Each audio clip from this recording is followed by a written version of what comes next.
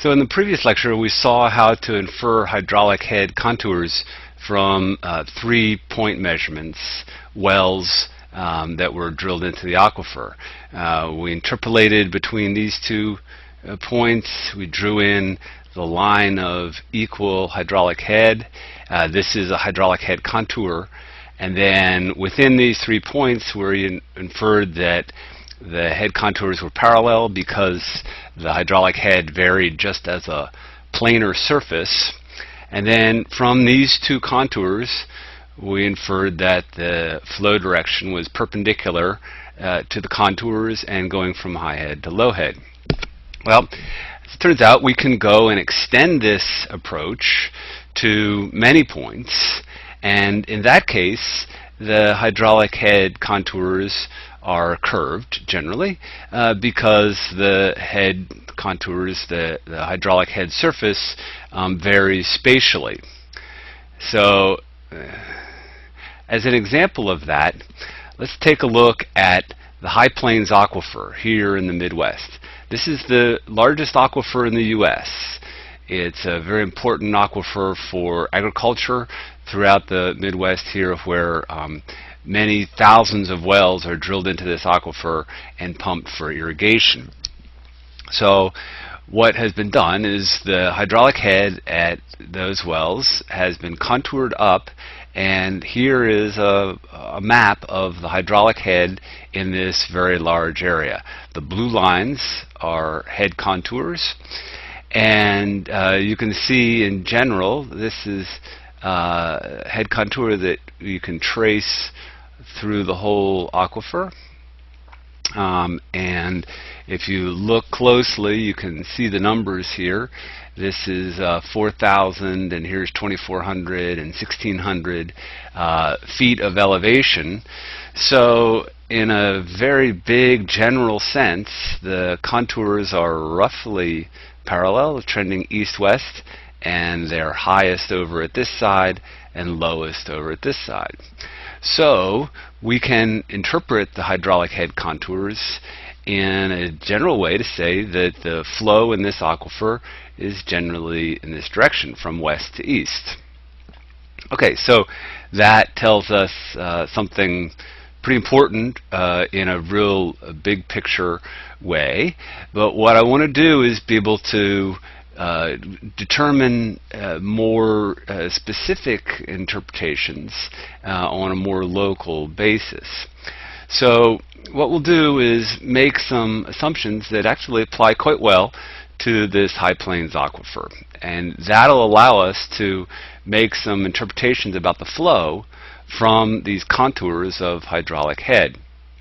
So first of all, we'll ignore the vertical gradients, and so we'll only be concerned with horizontal gradients and horizontal flow. And we'll also assume that the aquifer is uniform and isotropic. And this is going to turn out to be a key assumption, because this will allow us to infer that the flow direction is parallel to the head gradient and from high head to low head. So we then contour the water table. The hydraulic head contours that you saw on the previous page are going to be assumed to be the water table. And so we can also then assume from Darcy's law that if the water table is sloping, then flow is occurring because there is a head gradient. Flow goes from high head to low head, perpendicular to the head contours. And in general, what occurs is that the water table, or the hydraulic head surface, the contours of hydraulic head, commonly roughly resemble the land surface. And so what that means is that it's highest in the uplands and lowest where the topographic surface is lowest, typically where there are some streams. And so recharge will be inferred where it's elevated and discharge where it's low. And we'll see more specifics about that. So if we saw that the High Plains aquifer had a general regional pattern of contours that were roughly parallel and sloping from west to east. But if we look at it in more detail, as we'll do in just a second, we see that there are locally a variety of different patterns that are that where the surface varies from this dip from west to east. So two general patterns that often occur are domes like this and basins like this. So if these are head contours, then the highest head here is 10 and it goes down to 6. This is a closed contour, so the highest point is right here. This is the shape of a dome. And so if we say, well, okay, what can we learn from this? Well, if we just assume that the flow is perpendicular to the head contours, then it would be perpendicular to that one and this one, and we would have a general flow direction like that. And make sure those are perpendicular. And we can draw a few others like so. And if we draw then a control volume here right at the top of the dome, then what we see is that the flow across this surface is outward, and indeed across all four of those surfaces the flow is out of the control volume. And so if we assume that this is steady state, then we have to have the inflows balancing the outflows. And so what would be required then, if in this is a map view now, so if in map view the flow is out of all four sides, it must mean that the flow is in from either the top or the bottom. And so in this simple interpretation, we would just say that the flow is in from the top, and so this pattern is a result of recharge. So there would be recharge coming into the aquifer at this point. And similarly, if we go over here to this basin, the lowest hydraulic head is here at the center, and so flow is inward, perpendicular to the head contours. The flow is, the gradient is steeper here than it is here. So the flow is, the flux is increasing as we get in towards the center. And if we do the control volume here, we see we have flux in along all four sides. And so that must mean that water is being removed vertically from this region, from the generally the green box. So there's water coming out. And there are a couple of ways that this could happen. This is the pattern that a well forms when water is pumped out here. Also, certain kinds of lakes where evaporation is taking place may form this kind of pattern. So closed contours that are depression indicate a place where discharge is likely occurring. Okay, so that was in map view. Let's take a cross section from a stream up into the upland area. So this is the topographic surface. This is the water table. And what I'm going to do is assume that we just have horizontal flow, right? We're ignoring vertical flow here. And we can do that because we recognize this is really vertically exaggerated. So this area is much thicker proportion to that area than in the picture than it really would be in real life. So we can just look at the slope of this surface here and get the hydraulic head gradient from that. Right here, the slope is 0. This is a groundwater divide. So the flow is going in this direction on this side of the divide and in that direction on that side of the divide. And right here, the slope is 0, so the flow is 0. And then these arrows just show qualitatively the relative slope of the groundwater. We also see that the slope is 0 here at this point. Okay, so 0, increasing, and then going to 0 again here. So what we can do is yeah, I guess we'll assume that K is uniform, so this gradient then is proportional to the flux. And we can put our control volumes in here. And so if we assume that then the flow is 0 coming into this side, and whatever value we get from that length of an arrow coming out, then that's going to mean that we have to have water coming in to this control volume. So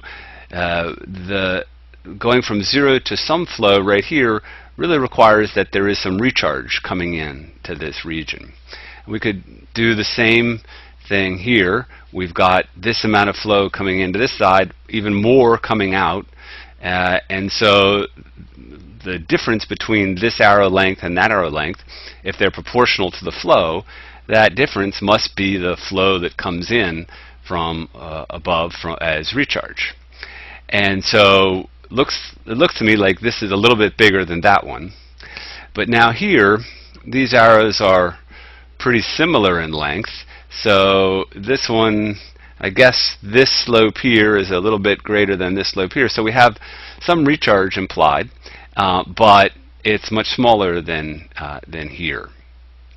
Okay, now if we continue this, we've got this much flow coming in, 0 flow coming out, and that must mean that there's discharge right here.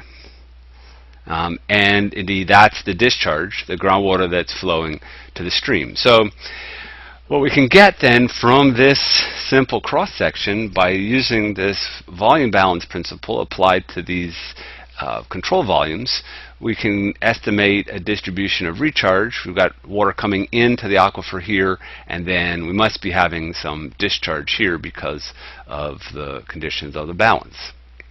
All right, so we can extend this a little bit further and go back now to map view, and these are hydraulic head contours in map view, and going from high head to low head, and it forms this V pattern.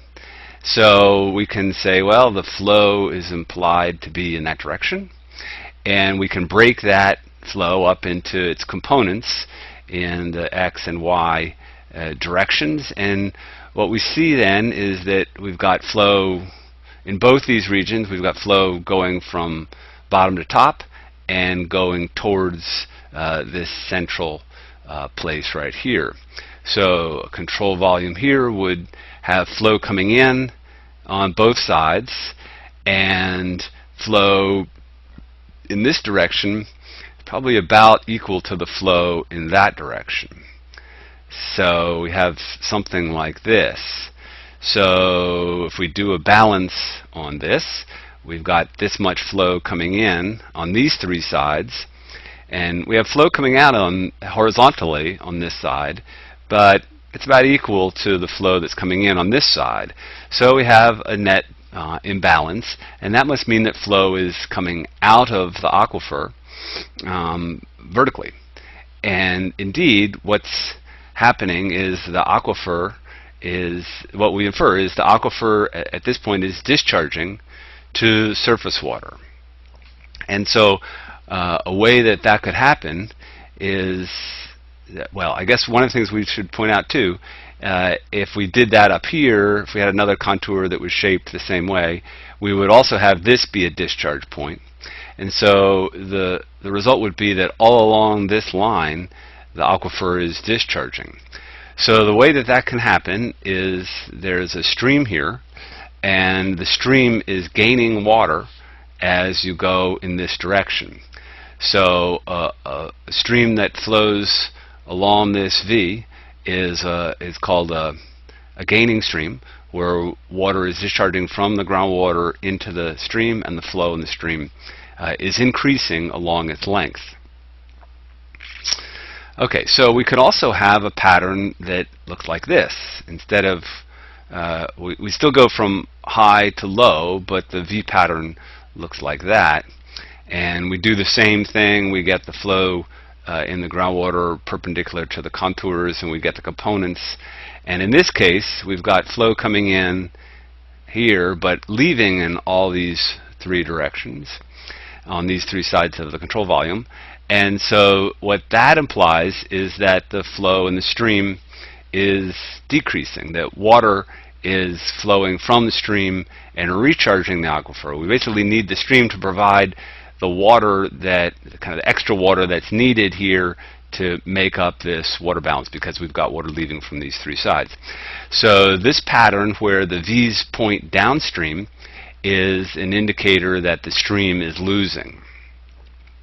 Okay, so we've got these two types of groundwater surface water interaction, where groundwater can flow to the stream to make it gain, and the reverse can happen. Water can flow from the stream to the aquifer, and in that case it's a losing stream. Generally, the streams around here are gaining streams for most of their length.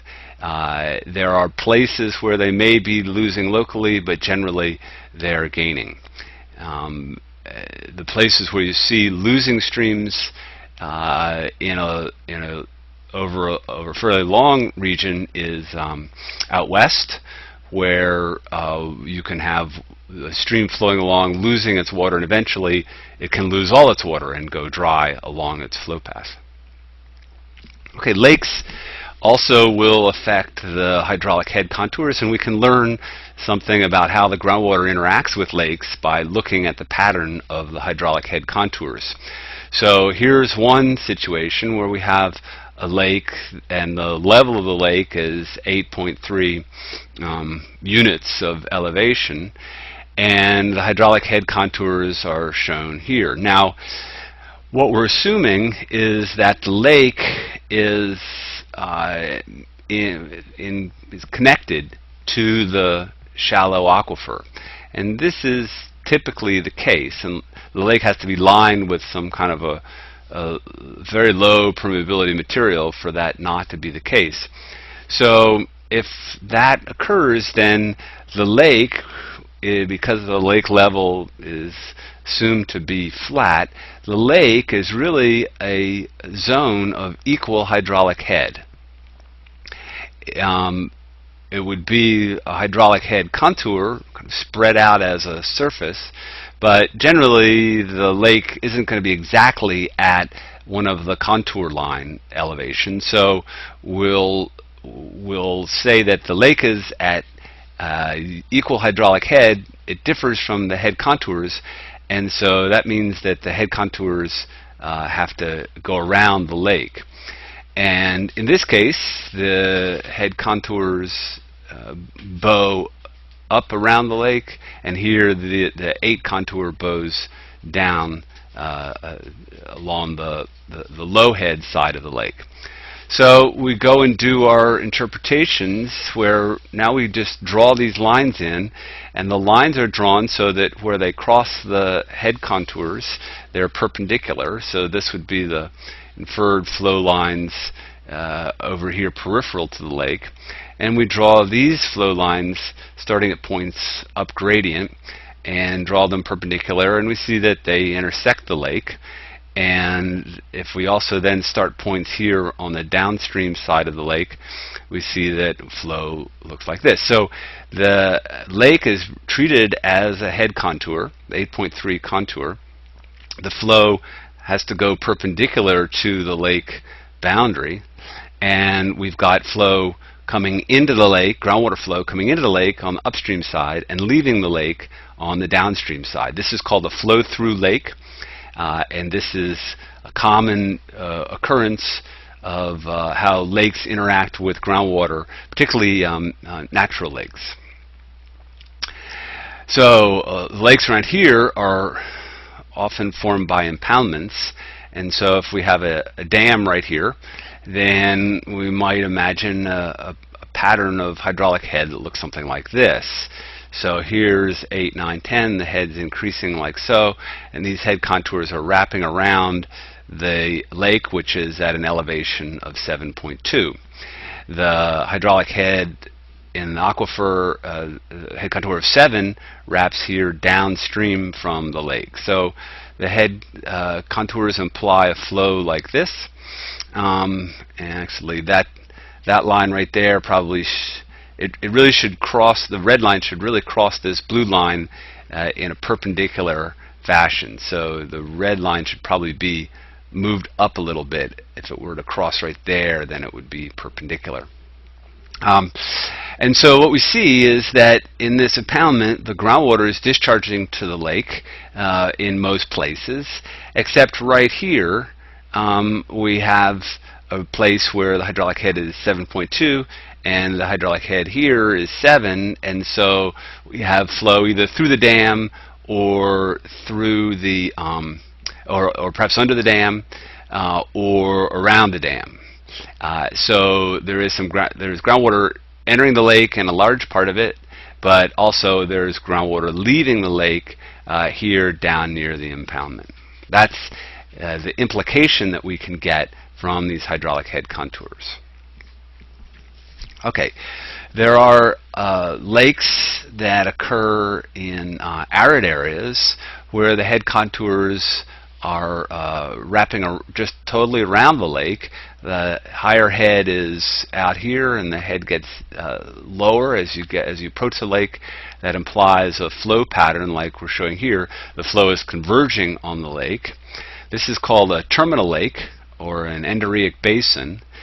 And what's happening here is flow is coming towards the lake, and so for balance there has to be a way for this water to get out, and it occurs by evaporation.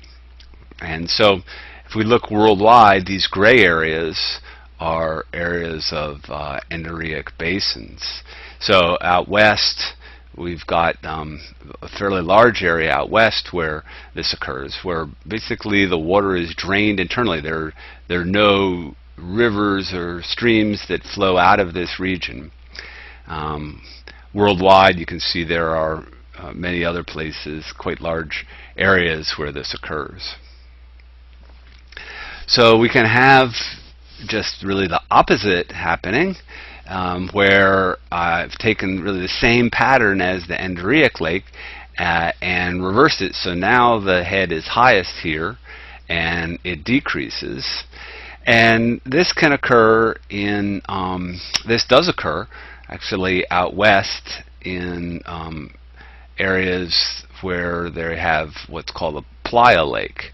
This is a picture from Texas, where you can see this guy right here, and then there are a variety of others off in the distance. And what happens here is the rainwater collects in these basins, and usually they're lined with some lower permeability material, which kind of inhibits their flow. But they seep downwards and recharge the aquifer and form a mound underneath these zones right here. So these lakes are recharging the aquifer right here at this point, and the flow then is from the lake outwards into the aquifer. Okay, so the distribution then of hydraulic head, if we go back here to the High Plains aquifer and look at this more carefully. In general, these are roughly parallel, but if we look at some specific areas, we can infer some things about what's happening in this aquifer. So first of all, groundwater surface water interaction. So we can see several rivers crossing this region. Here's one, the Canadian River, and then the Arkansas River is up here, and the Platte River also up here further to the north. So if we zoom in on this area of the Platte River, the North Platte, we see it here, and if we follow the contours, we see they go around like this, they wrap up like that, and this one does the same thing. So here is this V pattern that's pointing in this, pointing from east to west, and the flow in the Platte is in this direction, from west to east. So this is a gaining reach of the Platte River. And we have to look fairly carefully at this scale of a map, but if we zoom in right here on the Arkansas River, we can see the head contours go like this. The Arkansas is also flowing from west to east. And so here's a place where the head contour is pointing downstream, and you can see it's kind of subtle here, but it points downstream here as well. And so that means that the Arkansas River is losing here. And indeed, what happens with the Arkansas River is it's flowing here as it comes through Colorado, and then when it gets into this area of Kansas where it overlies the high plains aquifer, it loses, and the river can be dry here in mid-Kansas because all of the flow that was in it in Colorado is simply flowed out into the aquifer. So that's something that's observed, and we can see that in the hydraulic head contours.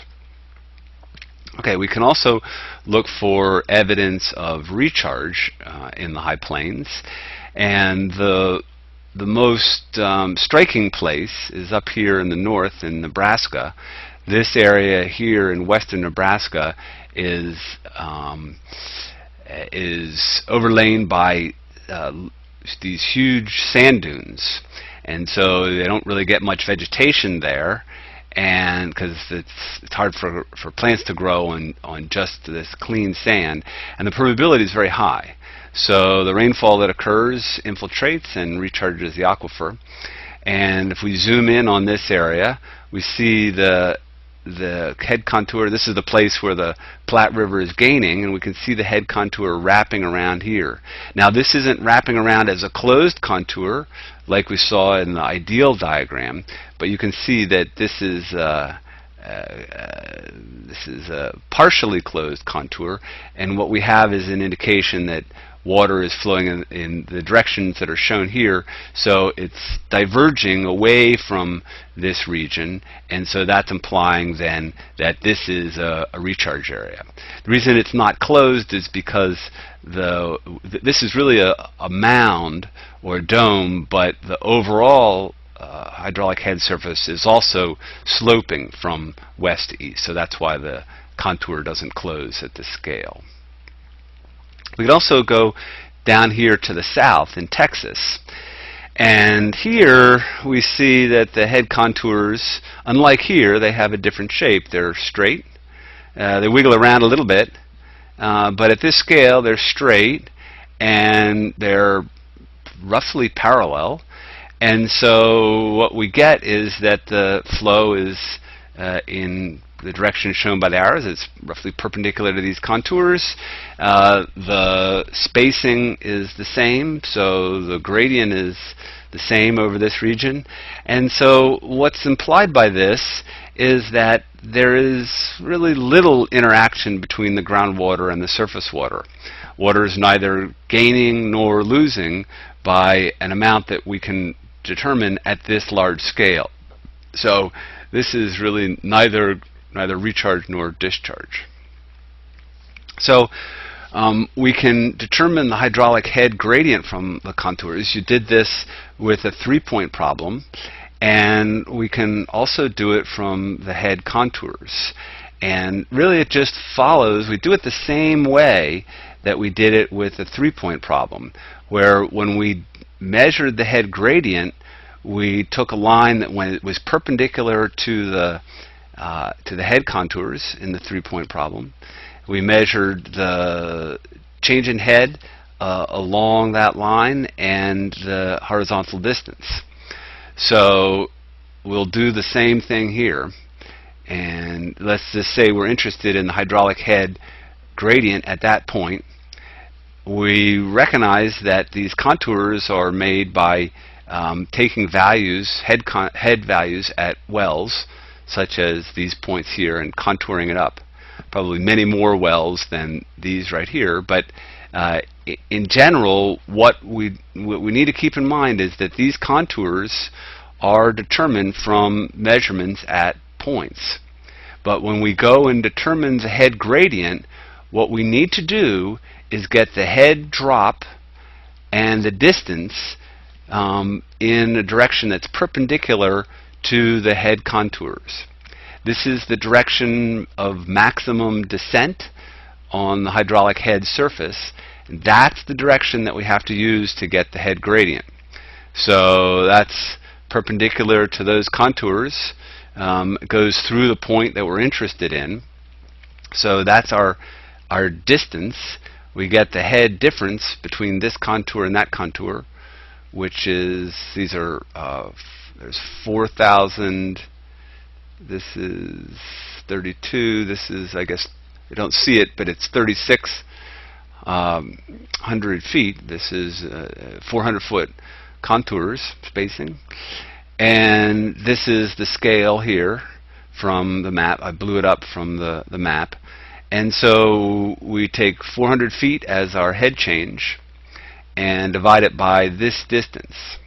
So that distance measured on the scale, it's hard to read, but that says miles. So this distance is 20 miles. So our head gradient, our change in head over change in length, is 400 feet over 20 miles. And we do the conversion, and we get 0.004 or 0.4%. Okay, so that's how to get the head contours from or how to get the head gradient from contours. And it follows right from 3-point, but I want to point out here that this is this is always done from these head contours. There's a homework problem where you're given some contours and you're given values of head at points, like these points here. Don't use the value of the heads at those points to get the head gradient. The head gradient always has to be determined perpendicular to head contours. That's the direction of maximum descent, and that's the direction where you have to measure the head gradient along.